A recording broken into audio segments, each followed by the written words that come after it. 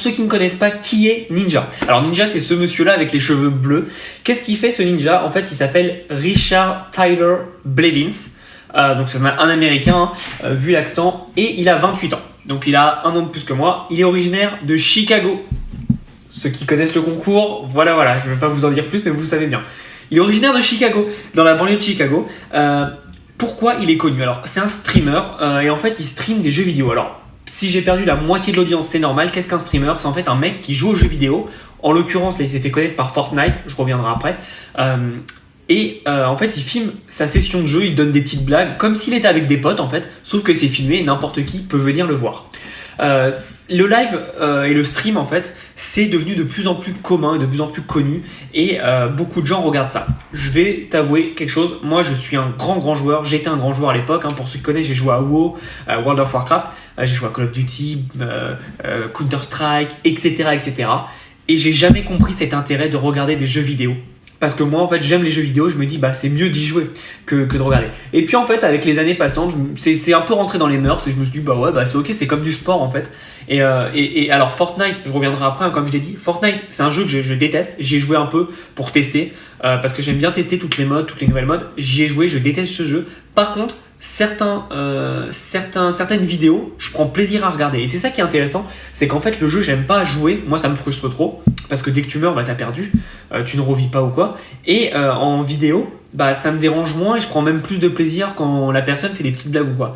Donc c'est intéressant de voir ces changements de mécanismes psychologiques. Et au final, regarder des gens faire du jeu vidéo, c'est comme regarder du sport. C'est d'ailleurs pour ça qu'il y a des compétitions qui s'appellent l'e-sport, qui sont des compétitions de jeux vidéo. Donc, Ninja, pourquoi il est super connu? Il fait l'actualité aujourd'hui. On reviendra juste après, c'est mon prochain point, j'en reparlerai. Mais il a le plus grand compte Twitch. Alors Twitch, c'est la plateforme d'Amazon pour streamer des jeux vidéo.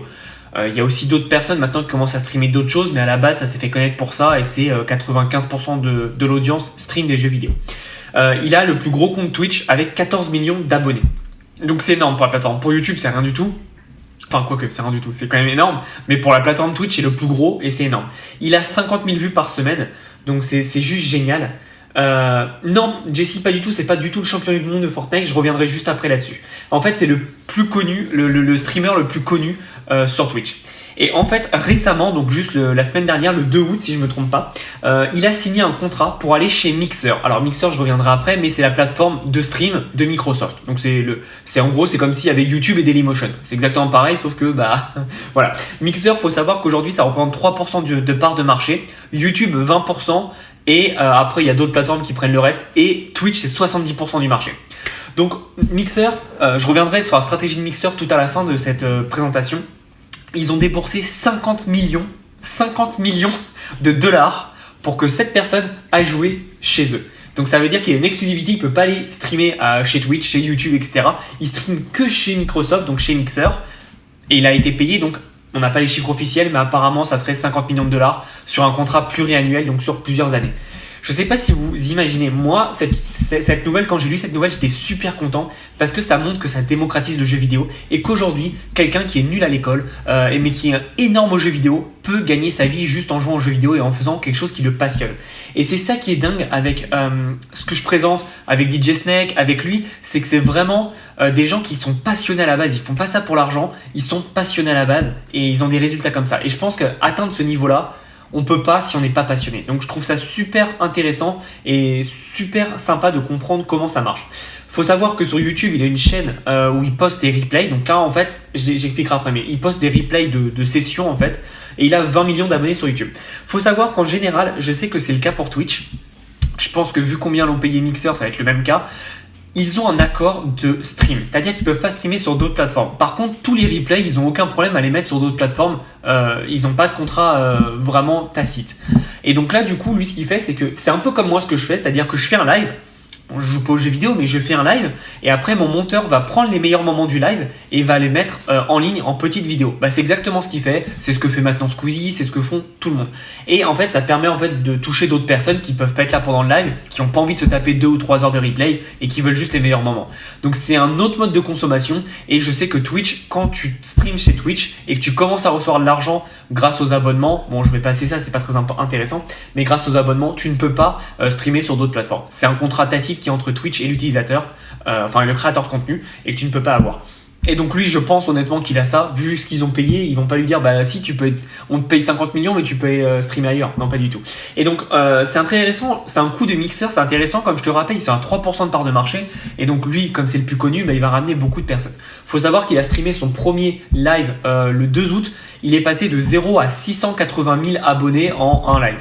Alors c'est énorme, mais ça reste loin des 14 millions qu'il avait. Donc on va voir comment ça va évoluer, mais c'est déjà pas mal. Il a commencé à streamer du jeu vidéo en 2011-2013. À l'époque, il faut savoir que c'était beaucoup plus compliqué de streamer du jeu vidéo. Aujourd'hui, n'importe qui, même avec ça, vous pouvez streamer du jeu vidéo très très facilement. À l'époque, il fallait avoir des processeurs de cartes graphiques, etc. C'est super compliqué, honnêtement. Et c'était un peu la galère.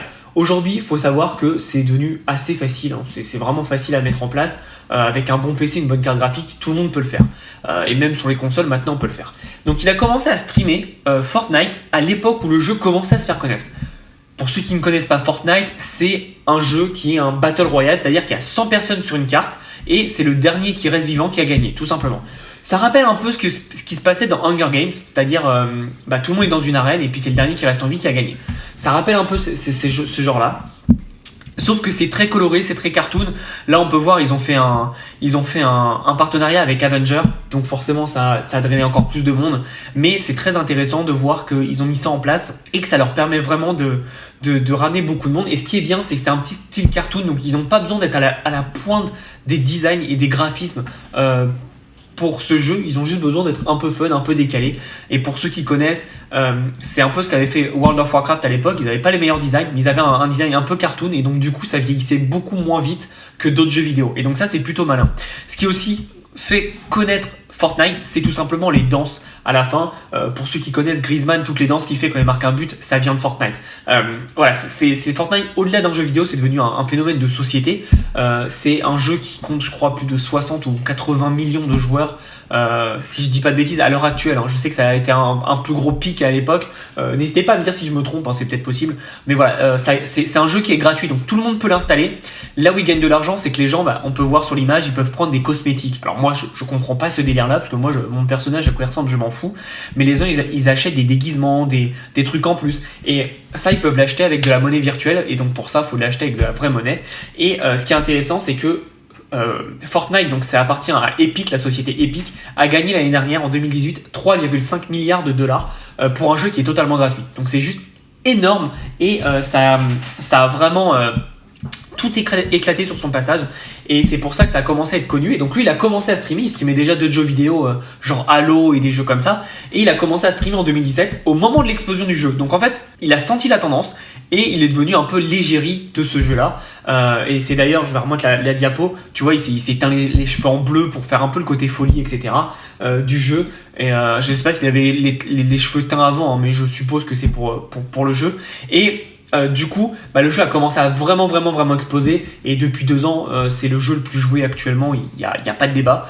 Et c'est pour ça que lui est devenu vraiment bon. Et en plus, pour avoir regardé 1 ou 2 streams, j'ai bossé quand même pour le live. Pour avoir regardé 1 ou 2 streams, c'est pas le mec chiant qui va dire bon qu'est-ce qu'on va faire, on est là, etc. Il donne des blagues, il est détendu. Par exemple, l'autre fois quand il faisait son live sur Mixer, je l'ai regardé en live pour voir ce que ça allait donner. Et le mec, en fait, il était au Lollapalooza à Chicago. C'est un festival. J'ai trouvé ça bizarre qu'il le fasse streamer là. Mais donc, du coup, dès qu'il tuait quelqu'un, il faisait yes! Et t'as tout le monde qui applaudissait derrière. Bref, avant d'être un joueur de jeux vidéo, c'est surtout un entertainer. C'est le gars qui sait mettre l'ambiance et c'est pour ça que ça marche. Petite question, Sébastien, t'es toujours en Floride? Non, je suis à Paris là actuellement. Je suis à Paris, je ne suis pas du tout en Floride. Donc, pour te montrer à quel point il a tout explosé depuis qu'il s'y est mis, ça, c'est tout ce qu'il a gagné et toutes les catégories auxquelles il a participé sur les trophées. Donc tu regardes qu'il a été créateur de l'année, e-sport personnalité de l'année, le créateur de contenu de l'année, le Twitch streamer de l'année. Bref, il a tout gagné. Depuis 2018, il gagne vraiment tout avec sa profession. Il faut savoir qu'il gagne plus d'1 million d'euros par mois avec ça, entre placement de produits, pub, soutien. Parce qu'en fait, sur Twitch, comme j'expliquais, on peut avoir des soutiens. C'est-à-dire que moi, je crois que je peux pas l'avoir sur YouTube. Ça existe aussi sur YouTube, mais je peux pas l'avoir parce que ma chaîne est trop petite. Mais par exemple, je pourrais faire quelque chose. C'est un abonnement annuel de 5 euros, par exemple. un abonnement mensuel de 5 €. Et en fait, en fonction de ça, moi je peux vous donner des cadeaux, du contenu en plus, privilégié aux personnes qui sont abonnées. Et donc lui en fait il avait 100 000 personnes qui étaient abonnées à lui. Alors faut savoir que sur les 5 €, en fonction du créateur, Twitch récupère plus ou moins de pourcentage. Quand tu es un petit créateur, il récupère 50%, mais plus tu deviens gros, plus en fait ça diminue. Et donc du coup lui je crois qu'il gagnait 90% de ce que les gens lui donnaient, et Twitch récupérait 10%, ce qui est déjà énorme, parce que 10% de 500 000 $ par mois, c'est énorme. Donc lui gagnait à peu près 1 million d'euros par mois, 1 million de dollars par mois, donc ce qui est déjà pas mal. Et pour YouTube, donc YouTube a compris le truc, ils l'ont intégré aussi à une fonctionnalité de YouTube en natif, c'est pas un logiciel à part, c'est YouTube, mais je crois qu'il faut 100 000 abonnés ou un truc comme ça. Je suis pas sûr, donc moi je suis très loin de les avoir. Et comme je te disais, pourquoi ça marche, pourquoi il a gagné tous ces trophées, c'est pas parce que le mec il a fait du Fortnite avant tout le monde, non, c'est parce que le mec il fait du Fortnite, mais il apporte quelque chose en plus. Quand tu regardes ce mec là jouer, c'est pas le meilleur joueur, il le sait très bien, c'est pas lui il y a eu les tournois Fortnite là qui ont été fait il y a 1 ou 2 semaines, et le meilleur joueur c'est un joueur de 16 ans qui s'appelle Bugha. Il a gagné 3 millions de dollars à 16 ans, donc c'est top. Mais lui il n'est pas le meilleur joueur, il a même pas fait la compétition, il a même pas fait les qualifications. Lui il s'en fout, lui il veut juste apporter de la bonne humeur, du kiff, et voilà, et il livre de la folie, de l'énergie et de la fraîcheur, et c'est pour ça que ça passe. Il se prétend pas comme étant le meilleur, il se prétend juste comme un mec qui divertit les gens, et il le fait très bien, puisque comme tu vois, des entreprises sont prêtes à débourser beaucoup d'argent pour lui. Donc maintenant on passe à l'étude de cas principale. Pourquoi Mixer, donc Microsoft pour faire court, a dépensé 50 millions de dollars, d'euros, c'est pas pareil mais t'as compris, pour s'attirer le trafic de Ninja. Et j'ai bien insisté sur le trafic. Pourquoi je parle de trafic? Je bois juste de l'eau et j'arrive. Pourquoi trafic? Tout simplement parce qu'il faut savoir qu'aujourd'hui Mixer dans le gaming c'est 3% des streams, c'est rien du tout, c'est vraiment ils étaient à 2 doigts de mourir. Ce move là, c'est un peu un move de la dernière chance pour eux, mais c'est surtout ce qui va leur permettre d'attirer du trafic. J'ai déjà eu des reportages de personnes qui étaient sur Mixer avant, qui étaient sur Mixer pendant et qui étaient sur Mixer après. Même si c'était il y a 5 jours, ils ont dit depuis que Ninja est arrivé, Mixer ça a vraiment explosé. Il y a beaucoup plus de trafic, beaucoup plus de personnes qui regardent les lives, et donc forcément le trafic de Mixer commence à augmenter. Alors j'ai essayé de regarder sur internet, les chiffres sont pas encore à jour parce que c'est trop récent. Mais il faut savoir, et ça je mets ma main à couper, que amener une superstar comme ça, c'est-à-dire un mec qui fait 14 millions, un mec qui a été partout sur tous les journaux de la planète parce qu'il a été payé 50 millions, ça a ramené énormément de trafic, et ça va ramener énormément de trafic à Mixer et de leur faire de la bonne pub. Pourquoi mettre 50 millions? C'est énorme, 50 millions pour les personnes qui sont là, qui s'intéressent au foot, au basket, au sport. Pourquoi parfois des équipes payent aussi cher un joueur? Parce qu'ils savent que derrière ça va leur apporter beaucoup d'argent. Et il faut savoir que Ninja adore Fortnite, c'est ce qui lui va faire connaître, mais il avait envie de passer à autre chose. Et le problème sur Twitch, il était un peu les mains et les pieds liés, tout simplement parce que en fait, il s'est fait connaître par Fortnite et les gens voulaient qu'il joue au Fortnite. Mais lui, ça le saoulait un peu. Et donc, il voulait sortir un peu de ça. Et en fait, ce qu'il faut savoir, c'est que Mixer, ça appartient à Microsoft. Pour ceux qui s'y connaissent pas du tout, Xbox appartient à Microsoft, et donc du coup il pourra tester des exclus en avant-première. Faut savoir aussi, et ça peu de gens le savent, mais Microsoft, donc Xbox, est en train de développer un truc qui s'appelle xCloud. Ça sera du cloud computing, c'est-à-dire qu'aujourd'hui n'importe qui se met avec sa Xbox, allume et peut jouer en ligne sans avoir à télécharger un jeu. C'est un peu comme du streaming, comme YouTube, sauf qu'à la place d'une vidéo, c'est un jeu vidéo. Et lui pourra être vraiment la figure de proue de tout ça. Et donc du coup avoir une énorme image, un énorme impact, parce qu'il faut savoir que Ninja il a 14 millions de followers. C'est vraiment, il y en a qui payaient 5 € tous les mois pour le voir jouer, donc c'est plus que des followers, c'est des gens ultra engagés, et ce mec là est une superstar du jeu vidéo. C'est pas le meilleur encore une fois, mais c'est une superstar iconique du jeu vidéo, et c'est pour ça que Microsoft a voulu prendre cette personne. Ils ont payé très cher, mais honnêtement en y repensant, c'est comme s'ils ont fait un placement de produit gigantesque. Et c'est ça qui est intéressant, ils ont fait un partenariat, et c'est comme si c'était une marque de sport qui soutenait un sportif. Là c'est pareil, ils ont fait un énorme placement de produit, et donc ce mec va mettre en avant Mixer, et avec l'audience qu'il a, c'est sûr que Mixer va gagner beaucoup d'argent dans les mois à venir, et ils le savent très bien. Donc ce qui est intéressant là-dessus, c'est que ok, il a déboursé 50 millions, mais alors j'ai déjà lu à droite à gauche des gens un peu crispés qui disent oui mais c'est beaucoup trop cher. Mais non, c'est pas trop cher, c'est comme quand un joueur de foot ou un joueur de basket est payé 30, 40, 60 millions. C'est pas trop cher, parce que s'il y a quelqu'un sur Terre qui payent ces gens-là aussi cher, c'est parce qu'ils savent que derrière, ils vont gagner le double ou le triple. Ils sont pas fous. Donc, faut savoir que ce mec a un tel impact que je peux assurer dès aujourd'hui que dans quelques mois, dans quelques années, si Microsoft ne fait pas n'importe quoi, que Microsoft va pouvoir rivaliser avec les YouTube, avec les Twitch, rien qu'avec ce mec-là. Et surtout, ils vont pouvoir présenter leur plateforme et tout leur nouvelle mise à jour grâce à travers ce mec-là qui va présenter les exclusivités en avant-première. Et c'est là en fait on comprend toute la stratégie globale jeux vidéo de Microsoft. Et il faut savoir qu'aujourd'hui la bataille c'est plus dans qui fait les meilleures consoles, c'est qui va proposer le meilleur service de streaming. On se dirige vers ça. Et avoir un mec comme Ninja qui est le plus connu, c'est comme avoir Cristiano Ronaldo ou LeBron James dans différentes catégories. C'est juste énorme. L'impact culturel, l'impact qu'il va avoir sur le marché du jeu vidéo va tout modifier, va tout moduler. Donc ce mec-là, c'est pour moi un coup de génie de la part de Microsoft. Alors on peut trouver ça très cher, on peut trouver ça pas assez cher. D'ailleurs, j'aimerais bien avoir votre avis pour savoir si c'est cher ou pas. Moi, je trouve que c'est le juste prix parce qu'ils savent très bien que derrière, il va rapporter énormément d'argent. Et comme je l'ai expliqué, le mec, il est arrivé, il a ramené déjà 687 000 nouvelles personnes. Alors ok, quand on passe de 14 millions à 687 000, c'est un gap énorme. Mais imaginez, aujourd'hui, vous avez un site internet et d'un coup, vous avez un trafic de 687 000 personnes qui arrivent en plus. Je peux vous assurer que vous savez que tout va bien se passer pour vous.